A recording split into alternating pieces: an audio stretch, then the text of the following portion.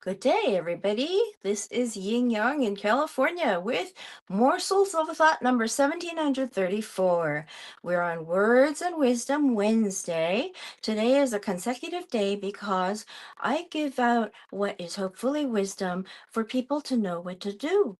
And when people know what to do, they have wisdom. And when they do it, that's virtue. So we're bringing more virtue into the world. I never thought I would, but that's what I'm doing. So 1734. Now, today we're going to read from Ecclesiastes in the Bible, Christian Bible, on oppression, toil, and friendlessness. First, again, I looked and saw all the oppression that was taking place under the sun. I saw the tears of the oppressed, and they have no comforter. Power was on the side of their oppressors, and they have no comforter. And I declared that the dead who had already died are happier than the living, who are still alive. But better than both is he who has not yet seen the evil that is done under the sun. And I saw that all labor and all achievement spring from man's envy of his neighbor. This too is meaningless, a chasing after the wind. The fool folds his hands and ruins himself. Better one handful with tranquility than two handfuls with toil and chasing after the wind. Again, I saw something meaningless under the sun. There was a man all alone. He had neither son nor brother. There was no end to his toil, yet his eyes were not content with his wealth. For whom am I toiling? He asked, and why am I depriving myself of enjoyment? This too is meaningless, a miserable business. Two are better than one because they have a good return for their work. One falls down, his friend can help him up, but pity the man who falls and has no one to help him up. Also, if two lie down together, they will keep warm, but how can one keep warm alone? Though one may be overpowered, two can defend themselves. A cord of three strands is not quickly broken. Now, that tells you that this is things that we don't want. Okay? Advancement is meaningless. Better a poor but wise youth than an old but foolish king who no longer knows how to take warning. The youth may have come from prison to the kingship, or he may have been born in poverty within his kingdom. I saw that all who lived and walked under the sun followed the youth, the king's successor. There was no end to all the people who were before them, but those who came later were not pleased with the successor. This too is meaningless, a chasing after the wind. So at this point, I'm going to just make sure that this is the new um, which version of the Bible this is, just so we know. Holy Bible, Holy Bible, Holy Bible. The new international version. It is. Oh shoot, where's that bookmark? Oh shoot, where did I put the bookmark? Uh, Here. Okay, so now we're reading Ecclesiastes, book 5.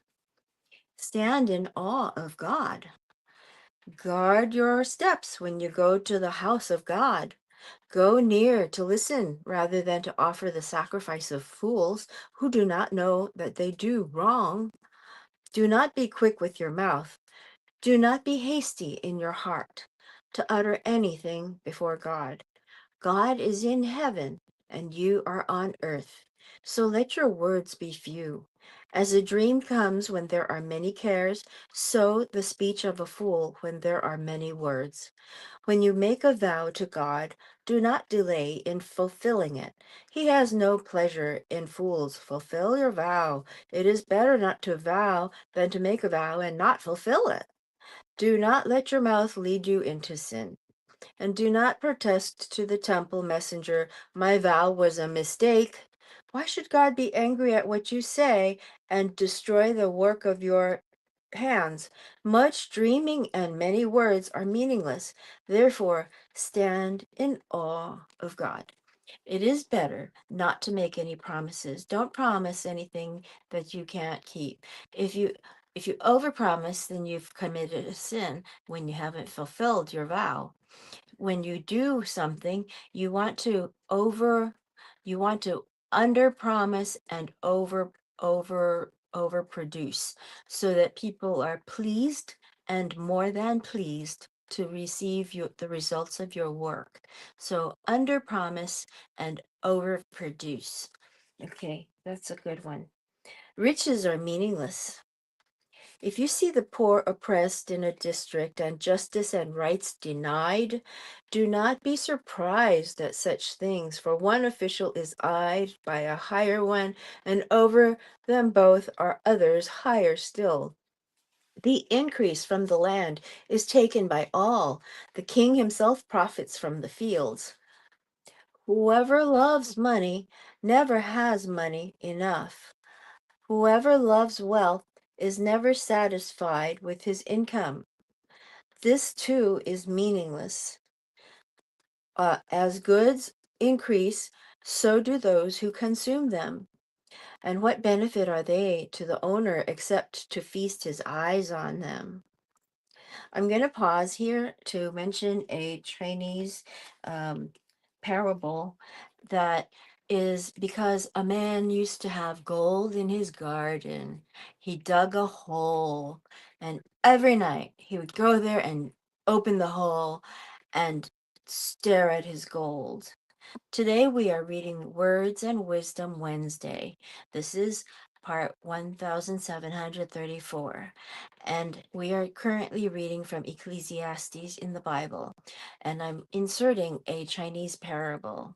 The Chinese parable is that when he was discovered opening the hole every night and staring at his gold, somebody stole it.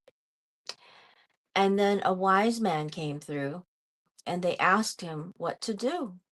And the wise man said, what you do is you go there and dig a hole and stare down into it every night like you've done before. Hmm? The gold was useless, right? Okay, except to feast his eyes on them. Haha. Okay. And yes, Taoism is the analog of Christian religion. The sleep of a laborer is sweet, whether he eat, whether, excuse me. We're trying to get wisdom. We're trying to get wisdom. Wisdom is what you know how to do. And doing it is called virtue. When you do the right thing. When you do the right thing, that's called creating virtue. And what better than to take care of yourself first? If you can't take care of yourself first, you are not useful to anyone. So be sure to take care of yourself first. That's virtue. That is part of virtue. So make sure not to leave yourself out in that sense. You can leave yourself out in terms of giving things, but you can't leave yourself out in terms of protecting things. Okay? So, the sleep of a laborer is sweet, whether he eats little or much, but the abundance of a rich man permits him no sleep. I have seen a grievous evil under the sun, wealth hoarded to the harm of its owner, or wealth lost through some misfortune, so that when he has a son, there is nothing left for him, the son. Naked a man comes from his mother's womb, and as he comes, so he departs. He takes nothing from his labor that he can carry in his hand. This too is a grievous evil. As a man comes, so he departs, and what does he gain since he toils for the wind? All his days he eats in darkness with great frustration, affliction, and anger. Then I realized that it is good and proper for a man to eat and drink, and to find satisfaction in his toilsome labor under the sun during the few days of life God has given him, for this is his lot. Moreover, when God gives any man wealth and possessions and enables him to enjoy them, to accept his lot and be happy in his work, this is a gift of God. He seldom reflects on the days of his life because God keeps him occupied with gladness of heart. Gladness of heart is today, in our modern day, we are knowing that gladness of heart is a choice to make. We decide to be happy and go, oh, great day. Put a smile on your face, and that is gladness of heart. And everything will go well for you. Things come back to you with a smile on their faces, too. And if you meet somebody who's grumpy, you just say, hi, hello, how are you? And maybe they can put their grumpiness down. All right. All right. Uh, am I right here? Oh, yeah. Book 6, chapter 6. I have seen another evil under the sun, and it weighs heavily on men.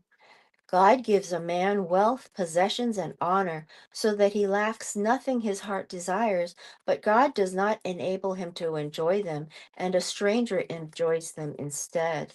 This is meaningless, a grievous evil. A man may have 100 children and live many years, yet no matter how long he lives, if he cannot enjoy his prosperity and does not receive the proper burial, I say that a stillborn child is better off than he. It comes without meaning, it departs in darkness, and in darkness its name is shrouded. Though it never saw the sun or knew anything, it has more rest than does that man, even if he lives 1,000 years twice over, but fails to enjoy his prosperity. Do not go all to the same place. Do not all go to the same place? Question mark. All man's efforts are for his mouth, yet his appetite is never satisfied. What advantage has a wise man over a fool? What does a poor man gain by knowing how to conduct himself before others? Better what the eye sees than the roving of the appetite. This too is meaningless, a chasing after the wind. Whatever exists has already been named, and what man has been known, no man can contend with one strength. Okay. And what man has been known. No man can contend with one who is stronger than he. The more the words, the less the meaning. And how does that profit anyone? For who knows what is good for a man in life during the few and meaningless days he possesses through like a shadow, like he passes. Who, for who knows what is good for a man in life during the few and meaningless days he passes through like a shadow? Who can tell him what will happen under the sun after he is gone? Now, in the Bible, Ecclesiastes speaks of wisdom. Chapter 7. A good name is better than fine perfume, and the day of death better than the day of birth. It is better to go it is better to go to a house of mourning than to a house of feasting, for death is the destiny of every man. The living should take this to heart. Sorrow is better than laughter, because a sad face is good for the heart. The heart of the wise is in the house of mourning, but the heart of fools is in the house of pleasure. It is better to heed a man's wise rebuke than to listen to the song of fools. Like the crackling of thorns under the pot, so is the laughter of fools. This too is meaningless. Extortion turns a wise man into a fool, and a bribe corrupts the heart. The end of a matter is better than its beginning, and patience is better than pride. Do not be quickly provoked in your spirit, for anger resides in the lap of fools. Do not say, why were the old days better than these? For it is wise not to ask such questions. Wisdom, like an inheritance, is a good thing and benefits those who see the sun. Wisdom is a shelter, as money is a shelter. But the advantage of knowledge is this, that wisdom preserves the life of its possessor. Consider what God has done. Did you see this? It says, wisdom preserves the life of its possessor. When you do the right thing, you are creating virtue. You are also preserving your life. For example, if you have a heart disease and you are worried, you don't take care of eating correctly, then you're not preserving your life. But wisdom would tell you to eat the right things and sleep the right way and have the right moods, and you would preserve your life and create the virtue of being able to help people because you have been healthy yourself.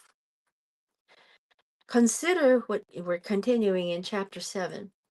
Consider what God has done. Who can straighten what he has made crooked? When times are good, be happy. But when times are bad, consider God has made the one as well as the other. Therefore, a man cannot discover anything about his future. In this meaningless life of mine, I have seen both of these, a righteous man perishing in his righteousness, and a wicked man living long in his wickedness. Precisely. I have two uncles. One was my favorite, and he passed at 55. One is my least favorite, and he's living at 86. Do not be over righteous. Sorry. Neither be over wise. Why destroy yourself? Do not be over wicked, and do not be a fool. Why die before your time? It is good to grasp the one and not let go of the other. The man who fears God will avoid all extremes. Wisdom makes one wise man more. Oh, sorry. Wisdom makes one wise man more powerful than 10 rulers in a city. Wow.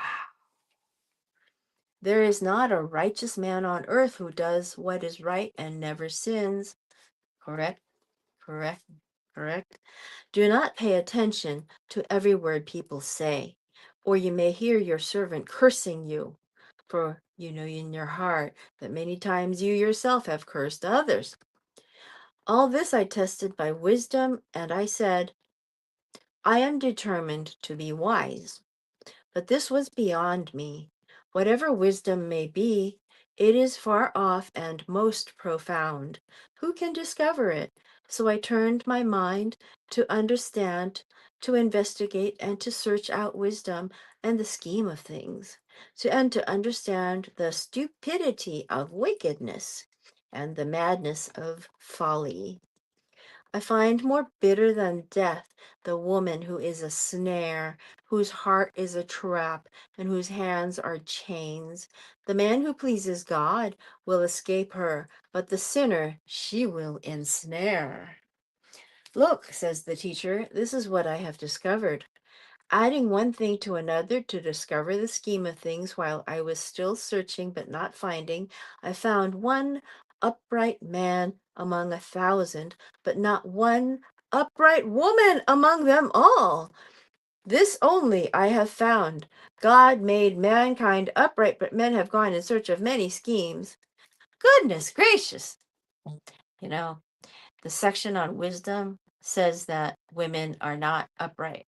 Now, I will say that we work on upright chi.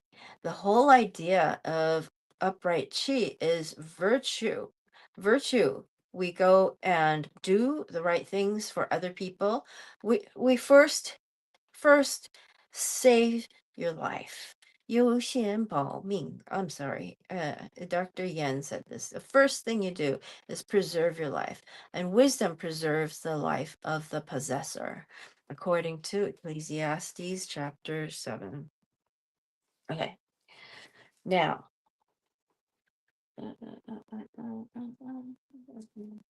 okay. Number 8, chapter 8. We will read through chapter 8. Who is like the wise man who knows the explanation of things? Wisdom brightens a man's face and changes its hard appearance. Obey the king. Obey the king's command, I say, because you took an oath before God. Do not be in a hurry to leave the king's presence. Do not stand up for a bad cause, for he will do whatever he pleases. Since a king's word is supreme, who can say to him, "What are you doing?" Whoever obeys his command will come to no harm, and the wise heart will know the proper time and procedure. For there is a proper time and procedure for every matter, though a man's misery weighs heavily upon him. Since no man knows the future, who can tell him what is to come? No man has power over the wind to contain it, so no one has the power over the day of his death. As no one is discharged in time of war, so wickedness will not release those who practice it. All this I saw as I applied my mind to everything done under the sun. There is a time when a man lords it over others to his own hurt. Then, too, I saw the wicked buried, those who used to come and go from the holy place and receive praise in the city where they did this. This too is meaningless. When the sentence for a crime is not quickly carried out, the hearts of the people are filled with schemes to do wrong. Although a wicked man commits 100 crimes and still lives a long time, I know that it will go better with God-fearing men who are reverent before God. Yet because the wicked do not fear God, it will not go well with them, and their days will not lengthen like a shadow. There is something else meaningless that occurs on earth. Righteous men who get what the wicked deserve, and wicked men who get what the righteous deserve. This too, I say, is meaningless. So I commend the enjoyment of life, because nothing is better for a man under the sun than to eat and drink and be glad. Then joy will accompany him in his work all the days of the life God has given him under the sun. When I applied my mind to know wisdom and to observe man's labor on earth, his eyes not seeing sleep day or night, then I saw all that God has done. No one can comprehend what goes on under the sun. Despite all his efforts to search it out, a man cannot discover its meaning. Even if a wise man claims he knows, he cannot really comprehend it. So this was all about wisdom, really. Wow. Okay, so that's what the Christians say. And I would say, yeah. I'm looking for the same section in the Quran. The Quran is also translated into English, into sort of medieval English, and I read the footnotes more than I in the Quran. I read the footnotes more than this is the Holy Bible, the New International Version. Um, my friend Patrick in Texas gave it to me. Um, he's my elder brother, Patrick. Bye, John. Bye. Okay, so I will talk to you again later, and I hope you have a great day. Okay, old Kinderhook.